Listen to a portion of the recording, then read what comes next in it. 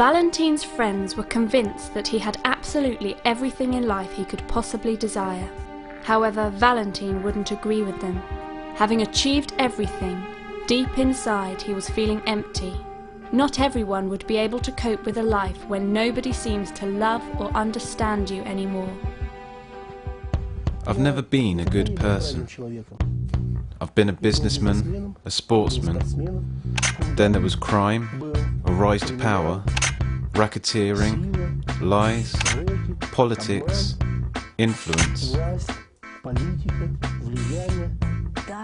I remember him shouting at us all the time. In fact, he didn't have to, because sometimes the words spoken by him, even very quietly, would cause people to nearly die from fear. I myself was afraid of him. So were our children. I didn't dare argue with him, and we all tried to keep out of his sight so that he wouldn't get too annoyed with us. Being fed up with life in an atmosphere of cynicism and hypocrisy, Valentin decided to take a desperate step. That particular night, he went into his study to write his last letter ever. Suddenly, he felt an urge to talk to God. Down on his knees, Valentin tried to explain to him how tired he was of this life. His family was falling apart. His friends were turning into enemies. He himself was going through lots of pain, anguish, and suffering. Finally, he decided to ask God to change his life.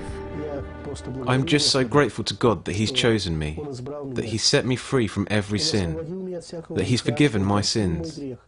Valentin accepted Jesus as his Lord and Saviour. As a local politician and a very successful entrepreneur, he was well known in his own town.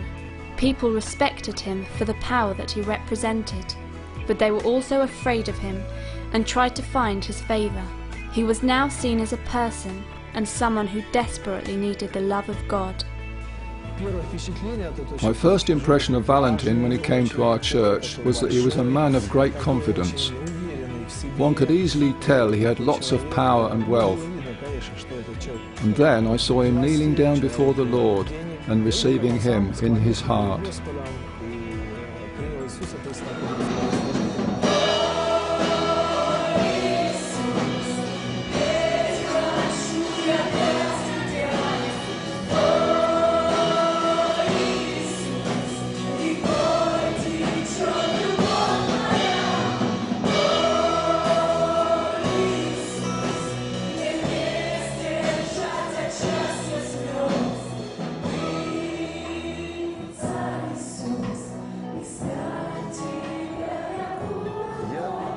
At first, I wasn't sure that Valentin's conversion was a genuine one. But as time went on, I realized he truly was a brand new person. I didn't believe that Valentin was being sincere. I was convinced he was acting and that he was just having fun. I told him I could see through him and that one day I would get the real Valentin back again. Being changed from within, Valentin could no longer go back to his old ways. He himself was learning how to be a proper father to his own children and how to show them his love. God came and changed my life completely. He restored my family, which was falling apart. There is finally joy, peace, and love in my family. Valentin's son Arthur is a national sports champion in the youth category, and his daughter Anastasia has been awarded top prize in an arts competition for her painting. I was certainly one of the richest men in my town. And then God spoke to me through His word. Render to Caesar the things that are Caesar's, and to God the things that are God's. I started realizing that I had to leave the business, which was based purely on criminal activities.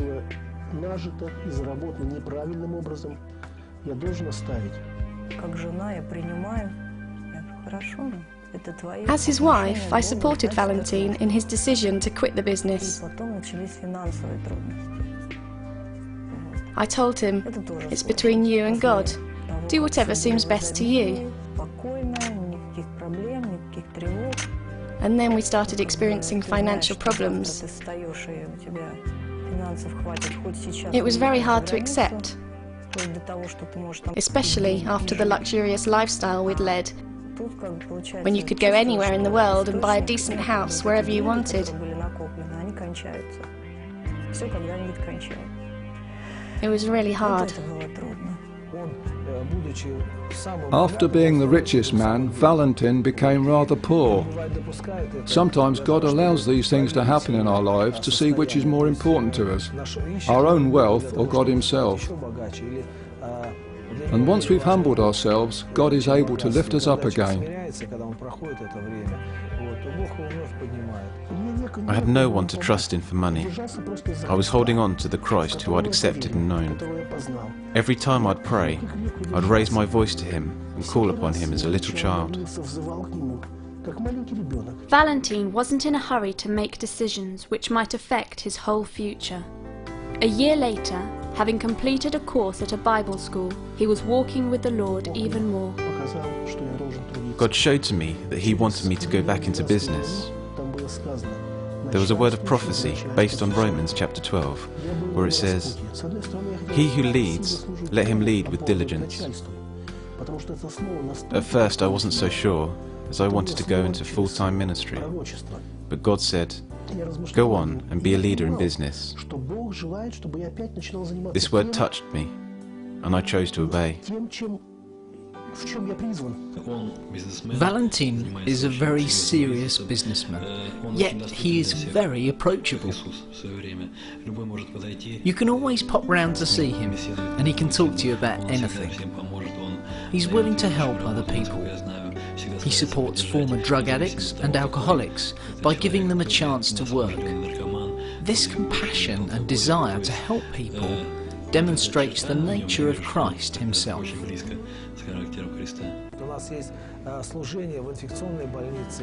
As a church, we have an outreach at the local hospital for the people dying from AIDS.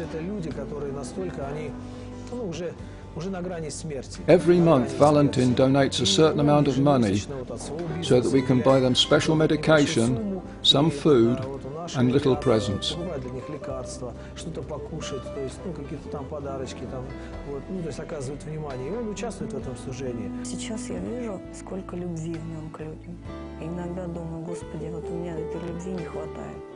I'm still amazed at how much love Valentin has for the people around him now.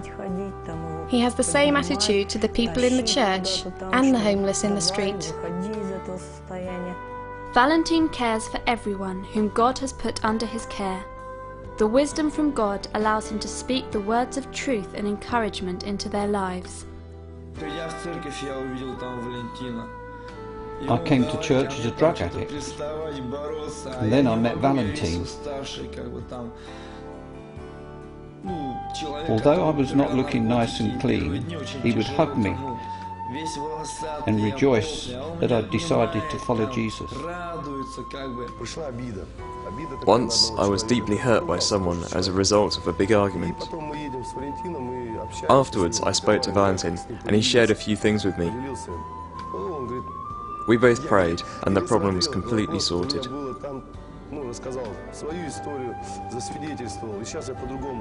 Having his own garage, Valentin travels a lot and preaches both in distant villages in Siberia and as far as Korea and Britain.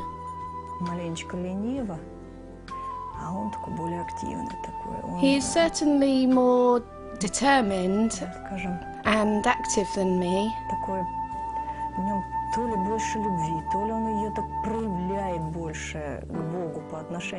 Now he has got so much love and fire in his heart. He never lets me grow cold. Being involved in missionary work, Valentin shares Christ with other business people. He knows their problems and understands their worries.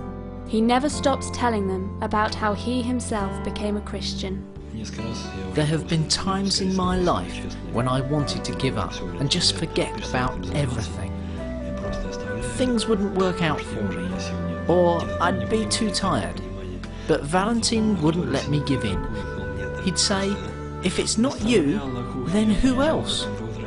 God's chosen you to serve Him. So press on and keep serving Him. I believe when people look at me, they see the one that I look up to, the one that I follow. I've heard many people who are not Christians say, "Oh yes, Valentin prays to God, and he helps him in every situation."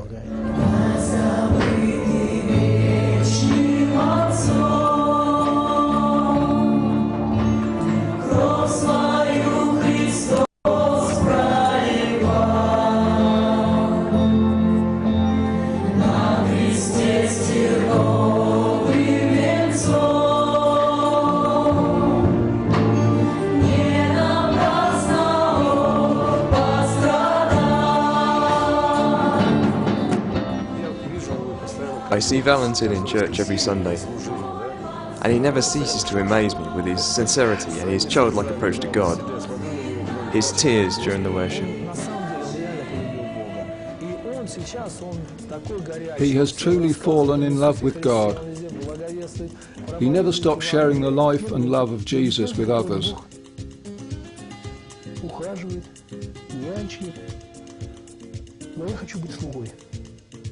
Я хочу служить Ему.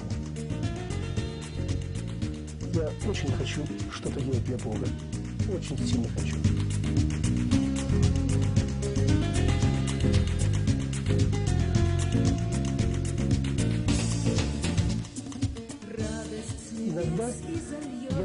First of all, I am his child, and he teaches me and cares for me.